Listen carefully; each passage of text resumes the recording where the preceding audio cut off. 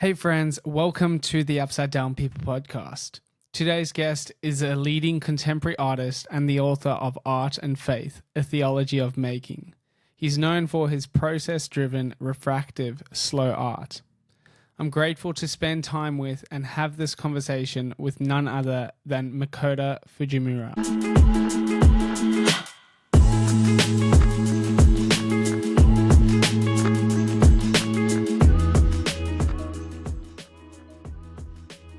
All right, well, I'm joined here with Makoto Fujimura. Thank you so much for joining and having this conversation on the Upside Down People podcast. How are you going today?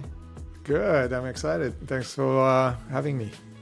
I'm really looking forward to this conversation just because I've read your book, Art and Faith, and on the theology of making, probably about, I'd say, a year and a half ago, and I just fell in love with it, and it just really struck something in my heart in terms of this connection between the heart of the gospel, and then when you go outside and experience creation, and it just sort of synergized the two so beautifully together, and put words to some of the feelings that I have inside. And I was like, I'd love to get you on the show and have a conversation around, your work, Art and Faith, and yourself as an artist. You're considered to be one of the leading figures in slow art movement, and you've coined the terms culture care and theology of making,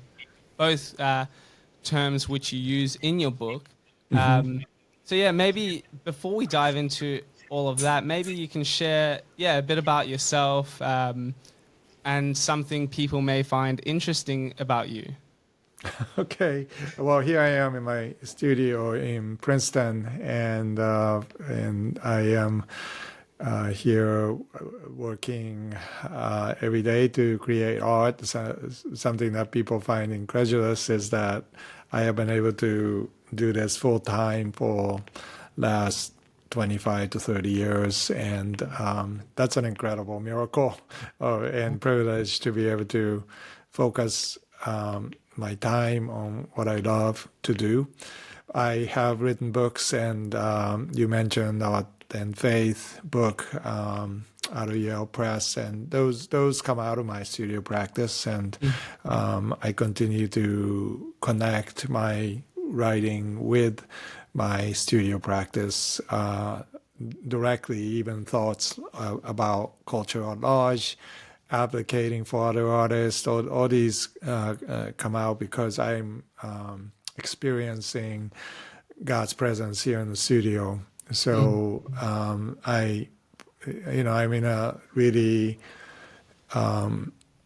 luxurious position to say that, and yet I really believe that every single person is created to create, and there's agency that God gives us through anything that we do to, especially connected with faith action, with creating something new into the world. And it doesn't have to be art. It can be, you can be a chef or gardener or whatever, but how to connect those dots and to be able to articulate what we are doing. Especially sometimes you don't have to justify your what you do to the world, and also to the church, right? So some of the languages that I've developed, language base of culture care and theology of making, has to do with that. Yeah, that's a brilliant point to bring up, because I think artists, and then even if you're going into and broadening it into what you create, whether you're an accountant creating spreadsheets or a chef creating a meal, there seems, in our culture, there seems to be this really critical nature of you need to be able to justify your work. And it needs to provide, it has to have a reason that is contributing to society in some way. What's your thoughts around that? You mentioned culture care and not needing to justify to the church or to society at large. Yeah, there's a disconnect there, right? And when you think about it, when you love someone, right, you express that through many ways of exhibiting love, and nobody asks you to justify that. Right. So people saying like you have to justify what you're doing in work or art or whatever is this disconnect that assumes that there's no love there. Right. Yeah. Right. It's just about the the separation of what work stands for and what we love Mm. is indicated by those questions. Right. And I have been involved in advocating for art as a form of love, expression of love that God has given us to exercise. And in fact, God is the ultimate artist. I talk about that in the book. So not only there's no justification necessary, but it is primary to who God is, that we imitate God as the artist, and we are artists with small a. We have a different perspective than creation that God has done, but nevertheless we are called into that imitation of God's creation through Brilliant. what we do. Everything is art in that sense, because then what we're doing as accountants to get the numbers right, or plumbers to get the pipings working. Those are efforts. Of course, it's can be transactional part of how we make a living, and there's Mm. nothing wrong with that. But ultimately, if there's no love involved, it just becomes transactional, Right. and you only gain what you are paid for. Right. And that to me is a very sad nature of who we are as human beings, And so I kind of question the premise of that when people sort of come at it from a scarcity model and say, well, justify what you're doing, like, what value is there Mm. in beauty in general and so forth. I just say, well, if we have an integrated reality in which all of what we do, including work, becomes part of God's way of ministering to the world through love, Mm. we won't even ask that question. That's brilliant. I love that, and I think it says something. It says something true about the nature of God as well. That there's this recklessness or this abundance of what He creates, and Mhm. I was chatting with my wife the other day, and I was just saying, you see that in nature is like Mhm. He could have just created one or two types of trees, yet there's like Yes. thousands upon thousands of different Right. types of trees, and the leaves are so like intricate, and the veins on them, and when you compare them, they're so different. Yet Yeah.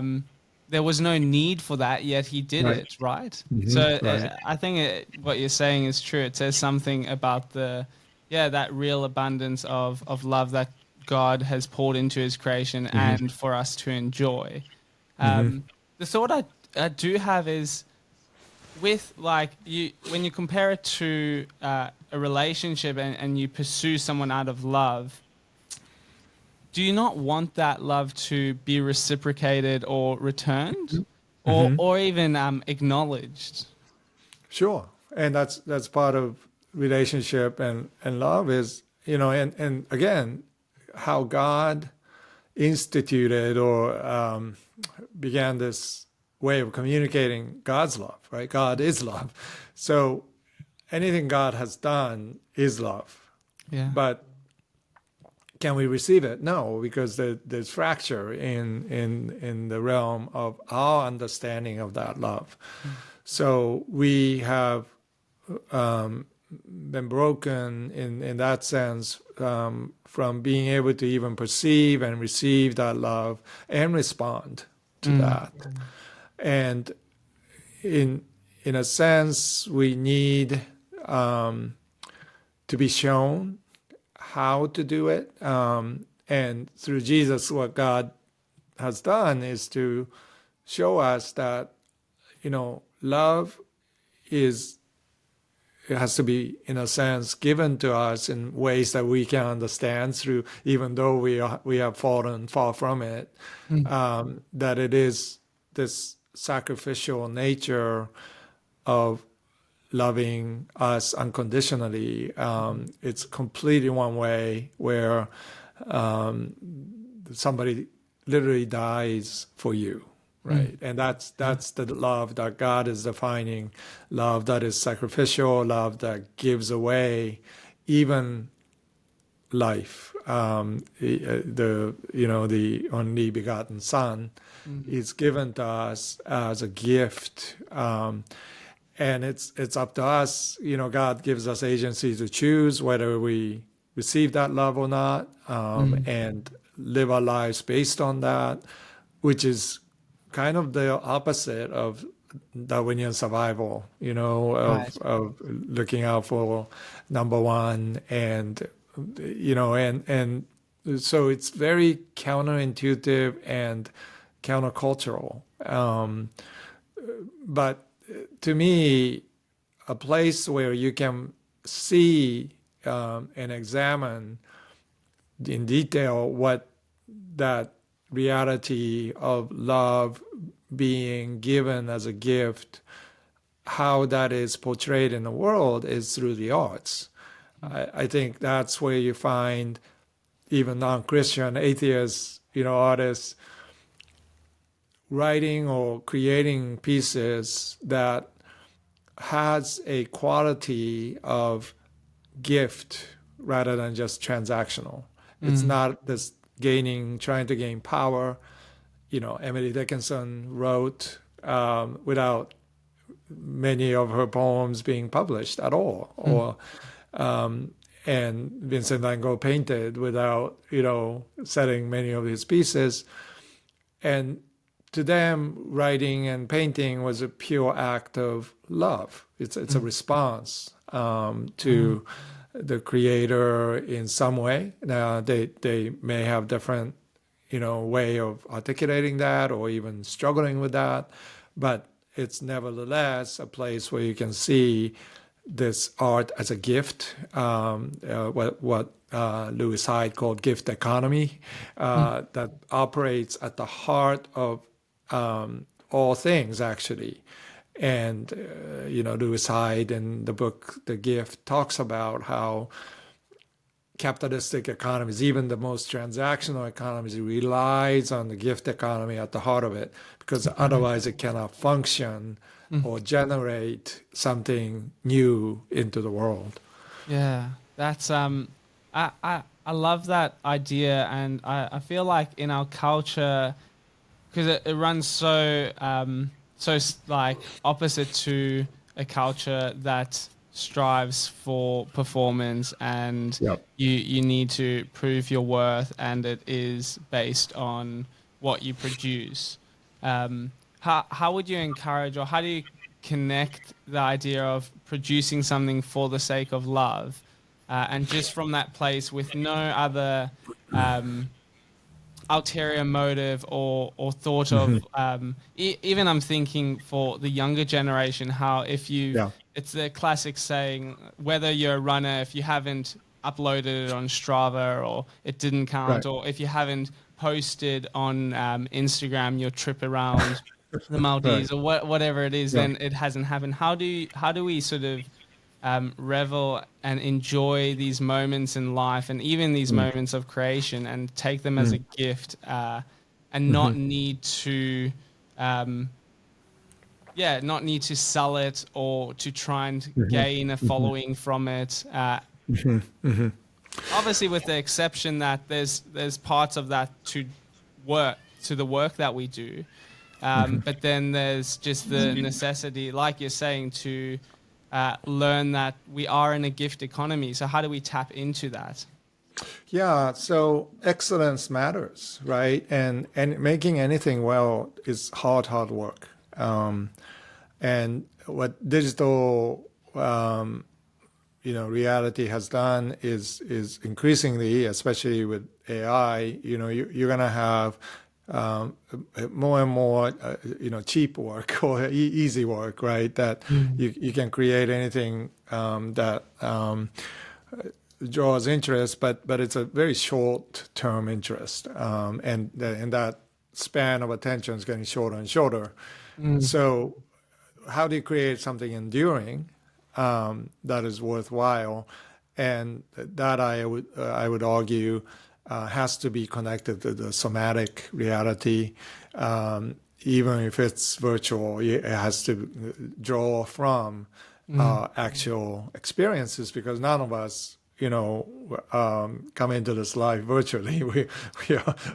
We still live in, it's not like the Matrix. Right. We are born into, and even in that case, right? That's the actual physical reality trumps the pseudo reality of virtual realm, and I think that's something to think about. Is what is it that is impossible for AI algorithm to reproduce? Well, it happens to be an omelet that you make, or Right.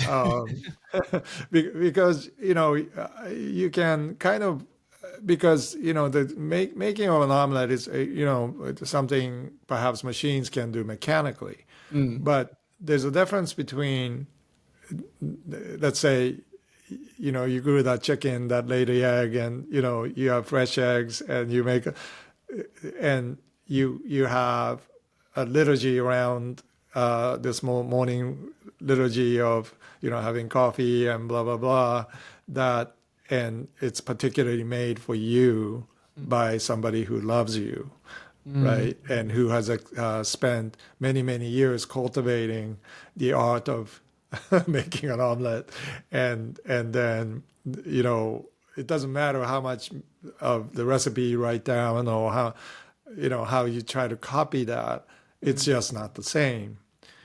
That moment is given to us as a gift of that time and space and this person's love.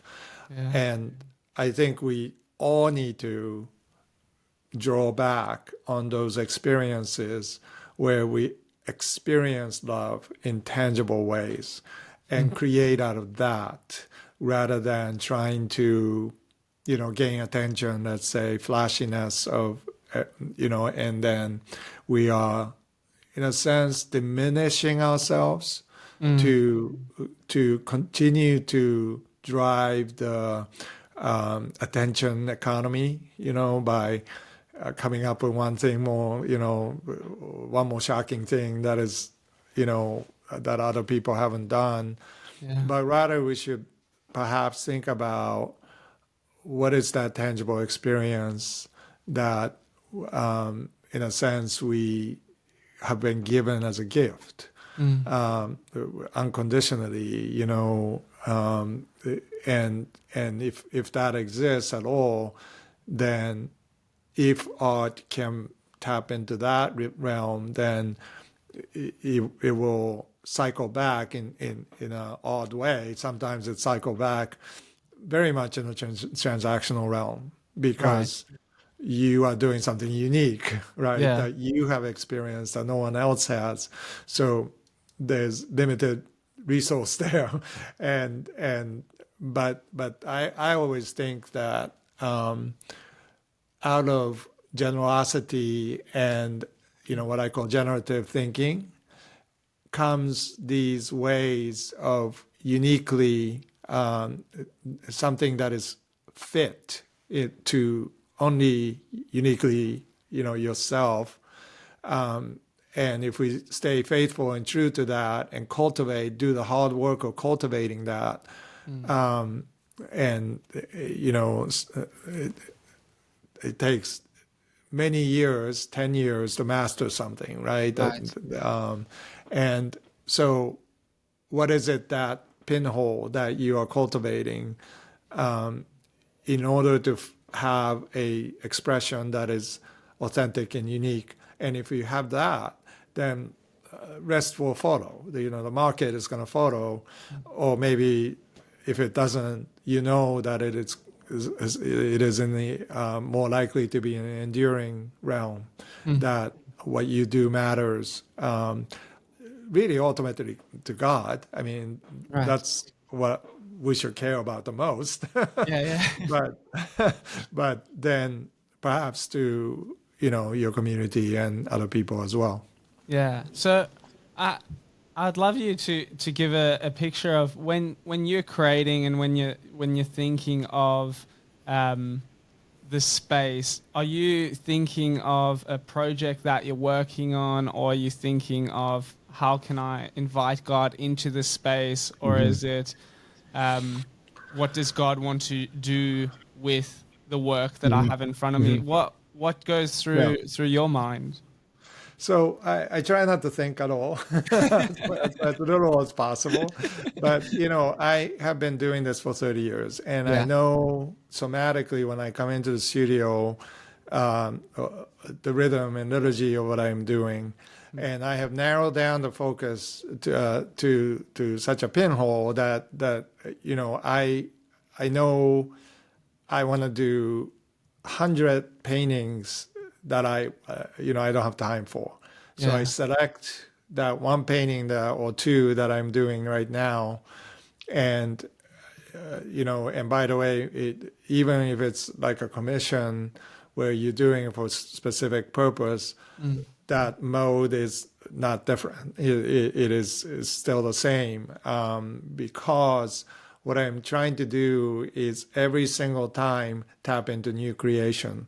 So that means it doesn't exist right now. And even if it's, a type of thematic mode where I am working in a particular parameter of a theme, I'm doing this project, which will take 15 years for me to do, which is to do one psalm per month, Wow. rather large painting, 48 by 48. So, that's a long time to be committed to a project. But the reason why I do those extended thematic projects is so I don't have to really think about it. I think about it obviously to set it up, and I do my research, and I obviously read and experience the Psalms every time I'm painting. But that's all in this flow. So I'm not thinking about, oh, what am I going to do? What am I going to paint? No, there's already a list of things that have built up over time, Right. and the materials are so narrowly defined for me that I am trying to use as little variety of materials as possible, rather than the opposite way that the market tells us, is to like have multiple ways of making art. And I'm not saying there's anything wrong with that. It's just that for me, having limited range of materials and color and so forth, helps me to focus on creating something new into the world. Yeah, I mean, obviously you're very intentional about from the process of making art to the materials that you use. There's an intentionality behind it. Is that something that you've developed over decades of doing art? And if so, what do you remember, if there's a turning point or any moment that sort of shifted and started guiding you to where you are today? Yeah, that's a great question. I'm very fortunate because I discovered it very early that I went to graduate school at Tokyo University of the Arts, and my colleagues were people like Takashi Murakami and, Hiroshi Senju and all these giants of art. And I looked around and I realized I am not even close to the giftedness of my peers. Wow. But there was this one particular area where I took for granted, but when I focused on this particular aspect of expression, I call it my slice of expression. but I didn't see anybody else who could do what I could do. And because I discovered that limitation early, I was very fortunate to focus on that. So I refined what I do in those very limited range of expression that I found, that I just had an intuitive knack. And these materials, Nihonga materials that I learned to use in those days were matched my sensibilities so well that it was pretty obvious that there was this deep connection with traditional materials that are very hard to use, but because of my limitations, I excelled in using them, and there's this paradox, right? So because I discovered that, I didn't have any doubt that my role was to work very hard at refining that, and so I felt like there is this kind of a strange confidence in not being very gifted, like I could do this one thing really well, so I'm just gonna do that, and I wasn't necessarily competing with anybody. I was taking the responsibility to refine that which I am good at and I'm called to do. Wow, that's incredible. Do you think that's something that you see in the next generations coming up, that it's something that they don't need to compete, that it's something they can just find their niche? Totally. I mentor younger artists all the time, and first of all, how do you find materials, right? Where it's true in music too, but that suits your temperaments, but really it's about your limitations. Yeah. Right. So you find a pinhole which is very unique to you, but you often take that for granted. So you have to have peers around you who are honest and who are willing to, push you and say, why are you doing this when you can do this? Yeah. And why are you trying to do this gig when, you really ought to be focused on.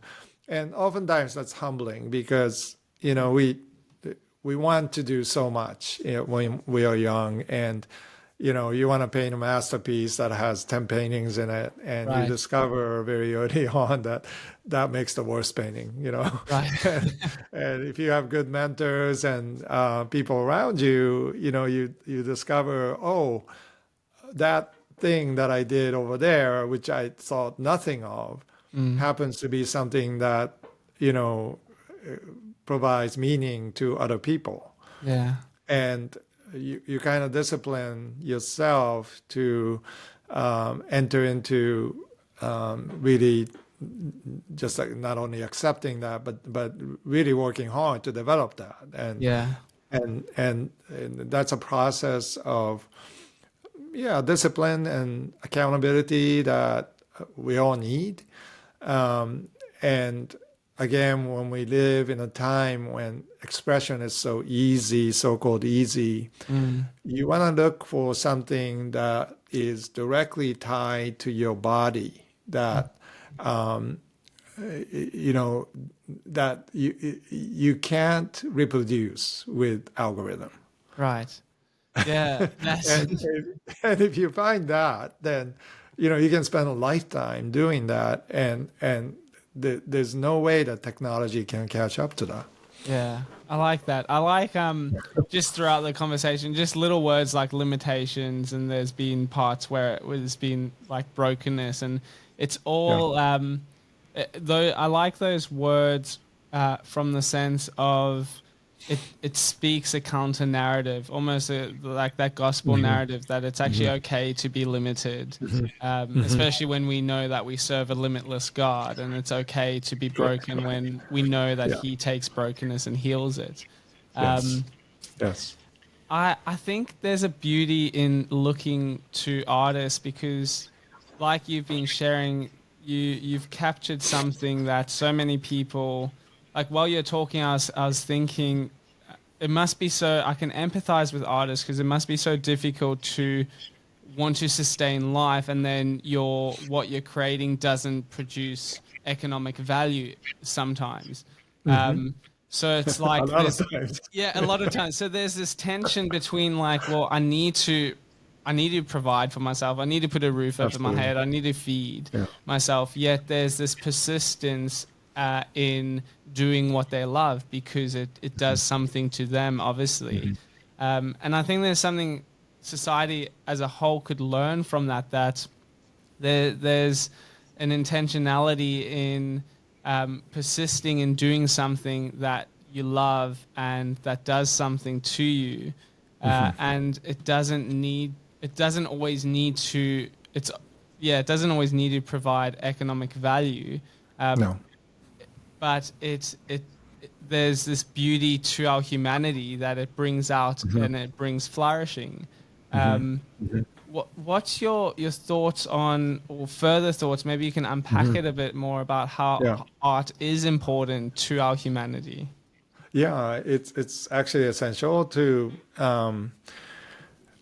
not define our value through the market system, right? Mm. And obviously, we have to pay rent. So that's perhaps a responsibility we have to us and our families. But we have this understanding of art as self-expression, and you have to like market it and find success in the market, and that becomes a metric of success Right. today. But that's a very rare phenomenon in the history of the world, right? So, in Amsterdam in 1800s, there were a lot of painters, very good painters, who owned cheese shops and bread, baked bread, and they had their shops open in the morning, and Mm. then they closed them at noon, and the rest of the time they were painting. And these are masterpieces of still life of Wow. Dutch, times, and a lot of times creativity and what is enduring is not this genius type like Picasso um, creating these art, but it's consistent, almost disciplined way of being faithful Mm. to what you love. Yeah. And I think that's more of a goal that we should have as culture, to establish both ecosystem and economy that allows ordinary people to do these extraordinary paintings, and that kind of vision obviously is not something that we have, Mm. but the church is probably the most likely to be able to provide such a way, such an ecosystem, if the church understands theology of making, Right. culture Ha- care. By the way, theology of making is the undergirding principle for culture care. If the church can really embrace this reality of God being the artist, the extravagance and love, then rest will follow. mm. That we need a community that value each other despite and it's the, as you noted, it's kind of the antidote to resume building ways that this meritocracy that church has been embedded itself in to compete against other churches and blah blah blah, rather than it's on a kind of a humble communal presence, Mm. faithful presence that welcomes even the most vulnerable and those who are broken by life. Mm. And through those means, the church becomes a place where a new type of economy can be working to not only support every single person's efforts, but but to create even new ways of offering to the world this community that has vibrancy and resonance when the rest of the world seems to be struggling to find that. And it's not, having more money in the budget. It really isn't. It's the gospel approach to understanding that it is through the least of these, right, that Jesus appears, and Jesus will multiply what we have somehow, right? That's the paradox, is when we fight to, get up in the world, we lose our souls, right? Oftentimes. But when we fight for the least of these, we not only regain our souls, but we discover the abundance of that system, because God loves the poor. Yeah, brilliant. And somehow it reverses the survival of the fittest mode into something that is far more extravagant and abundant than we can ever hope or realize.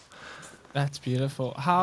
What's an encouragement to churches to begin, if they trying to figure out where to start, or even how to start creating this culture? What's an encouragement for churches? Well, I think you start with who you have and the communities that you have, to value them.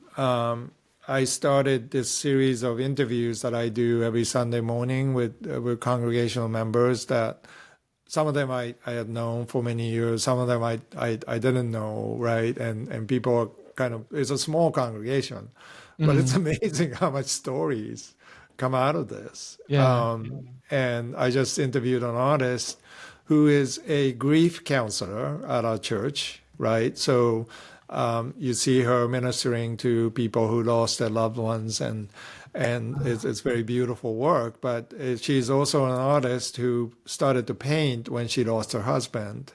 Wow. And she was never trained in painting, but I visited her in her apartment, and it's like a studio, basically, And not only she paints, but she invites other people to paint with her in this beautiful way of processing grief, right? And it's just, and I every time I talk to, her name is Roma, but I talk to Roma, something new comes out of the conversation, something that's unexpected and beautiful. And she's not a well-known artist at all. I don't think she's ever had an exhibit per se. But her approach to art is so refreshing to me that it actually brings healing to my own soul. And then next week after that, I interviewed a Broadway singer who was Christine in Phantom of the Opera, and she grew up in my neighborhood. And she was the sister of my former assistant who helped me in the studio.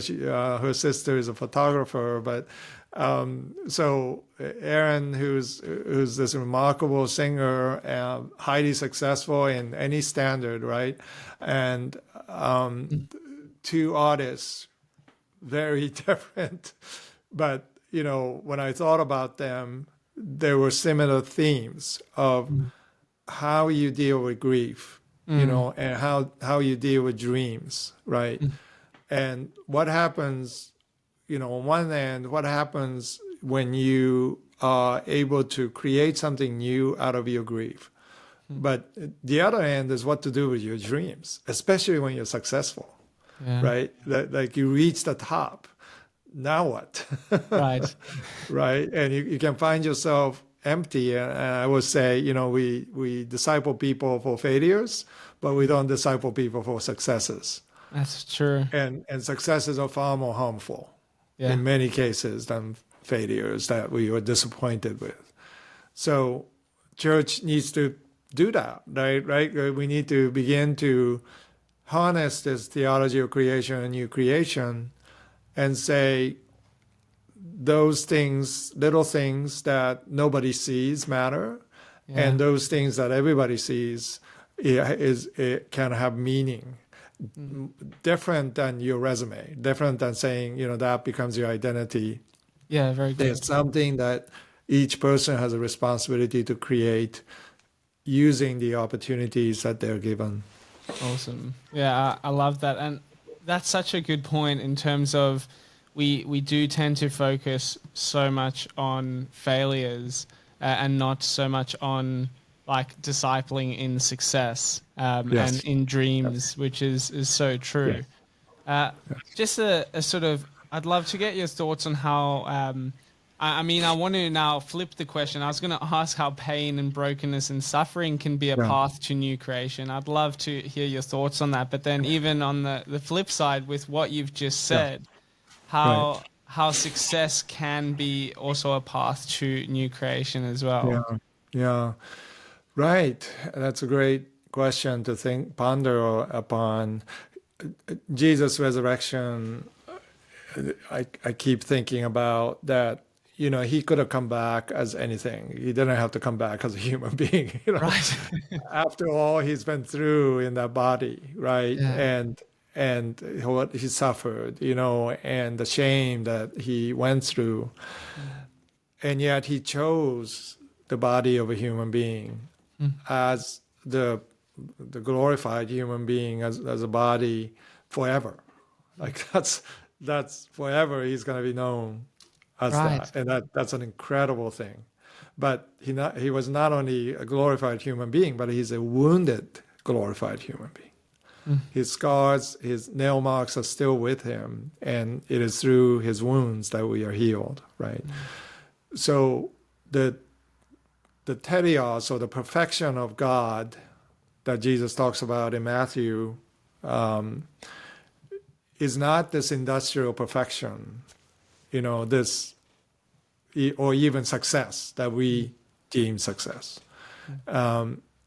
Our goal, the end goal of our perfection, is Jesus's wounds.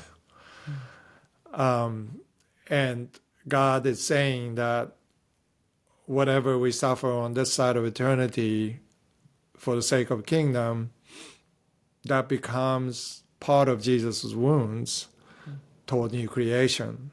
And so it's a completely different metrics and maybe an upside down way of thinking about both our brokenness and both our success, right? And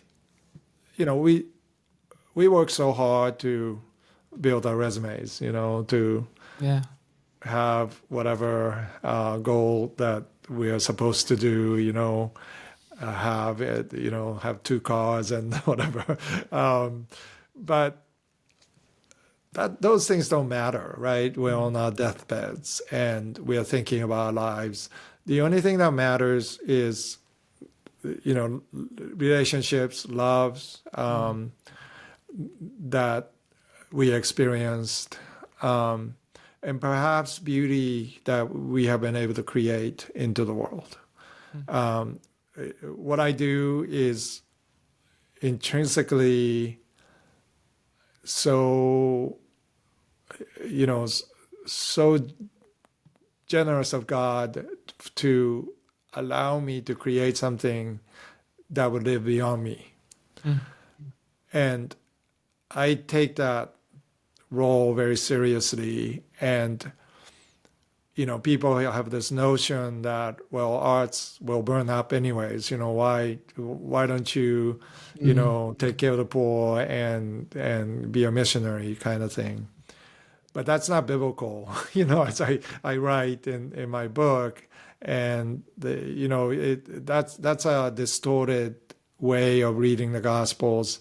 As N.T. Wright so eloquently writes about how, God's creation, through God's creation, and how we steward God's creation is part of the new creation. And so art, fundamentally, everything we do to create by faith into the world is going to somehow, God is going to take that as a seed of new creation and we can do that only on this side of eternity, Yeah. right? So every day when we are able to focus on that, we can expect that God is going to take that little effort that we perhaps and sometimes mixed motives. Yeah. God can purify through His judgment fire, right? 1 Corinthians 3. That is not necessary to judge just our motives and actions, but the works that we have done. That's a remarkable promise, that God recognizes what we have done is an extension of our faith. Yeah. Right? Whatever we created is an extension of our faith. And that work, in 1 Corinthians 3, can survive the fire somehow if it's done in the foundation of Christ. Awesome. And when we think about that, we're like, what? That can't be, right? This is like, in a sense, too good to be true, kind of a narrative. But if you're thinking that, then you're getting half of it right, Yeah. Because the other side is God's grace, enormous grace to pour into that process. And the sanctifying fire, which seems so painful to us, is part of God's promise to redeem us, to sanctify us, and to purify all of creation. It's not that we go to heaven as much as heaven comes down to earth. And that process of new creation, I began to call the new creation new creation, because it's not something that we can comprehend right now. So we can only be faithful. And lastly, our brokenness, right? I noticed this Japanese art of Kintsugi, which is taking broken ceramics and fusing them with urushi, Japan lacquer, and glue, and with gold, so that the end result of that bowl is far more expensive and valuable than what it began with, as valuable as it may have been. And that kind of way of God working through our brokenness, through Christ's wounds, which is permanent in eternity. And the question is, we have to ask, what about our wounds? What about things that we love to forget, we try to leave behind? And the answer seems to be that it is through our weakness God's strength is shown. Very good. So that may be part of how God refines us, is by, on this side of eternity, how we can somehow walk into a painful past and allow God's imagination, God to sanctify our imagination, so we can see somehow, right? And I'm not glorifying brokenness here, and I'm not saying that trauma is anything that is easy to deal with. But somehow in that process, God can work in order for our brokenness and our wounds to be sanctified with Jesus' wounds. Yeah. And that's a mystery that I'm, every day I think about, and I don't fully have language for. But what I do in the studio, because I use pulverized pigments, and I deal with, my own dealing with trauma and issues of my own reality of brokenness, and what I see in the world, which is so painful. I'm beginning to find that, at least intuitively, that there's a path. Yeah. There's a path, back toward the reality of brokenness, but also there's a way to redeem that, and then that becomes a language, a new language, to create something into the future. Yeah, that's brilliant. I'm so glad you brought up that Japanese art form Kintsugi as well, because that's something I came across it in your work, and I was like, it's so beautiful to see that brokenness isn't just disregarded, Right. and to see the gospel message in that. There's a beauty and a freedom in knowing that God looks upon our brokenness with love and care and tenderness.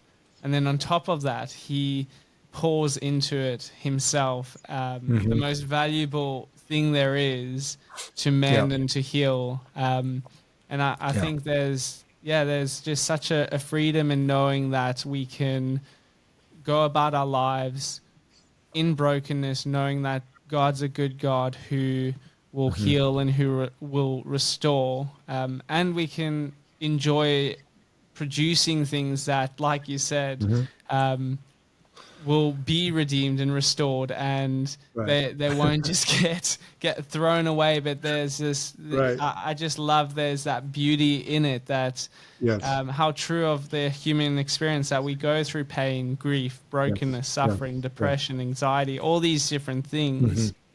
Um, and God acknowledges those. He doesn't try and say, no, don't, just get rid of them, try hide them away, try conceal them. He uses them to bring, like you said, it's a mystery, but bring the fullness of humanity and beauty out of that Yeah. somehow. So, Yeah. yeah. God is the ultimate Kintsugi master, and it's dealing, looks at us broken vessels and takes one piece and behold that piece for a long time, until that piece is beautiful and complete in itself. And it's a remarkable metaphor to ponder upon. It is, yeah. Well, just before we close, I'm super curious. Is there anything that you're currently working on or working towards that just sort of bubbles up a bit of excitement in your body as you think upon it? Yeah, thank you. I just handed in my manuscript for my next book. It's called Art Is, Journey into the Light, and it's going to come out of Yale Press next fall. But it was a kind of a not an accidental writing, but it's something that my editor noticed, that I just see the world in such complex and beautiful ways. She just wanted me to write what I see. And Awesome. I wrote a paragraph of me walking from my house to my studio, which is about maybe 50 meters. and that became a book. Wow.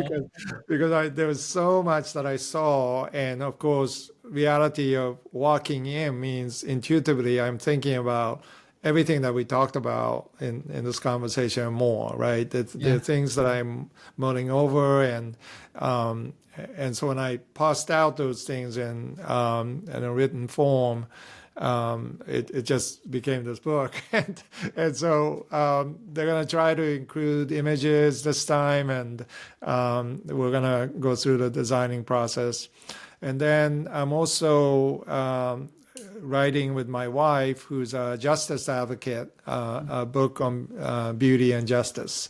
Wow. And Hejin is a lawyer and justice advocate, and we serve this community in South Asia to help children living in brothels, and we have close to 120 children that we are educating. So we're writing about that process of discovering beauty through brokenness, and how understanding of biblical justice and biblical beauty can play into that. Awesome. Well, yeah, I'm looking forward to both of those coming out, and yeah, thank you so much for this conversation and for taking the time, and yeah, I really enjoyed it, and I know it will be an encouragement to those who listen. Thanks, Mako. Yeah, let me know how I can serve you. Thank you. Great.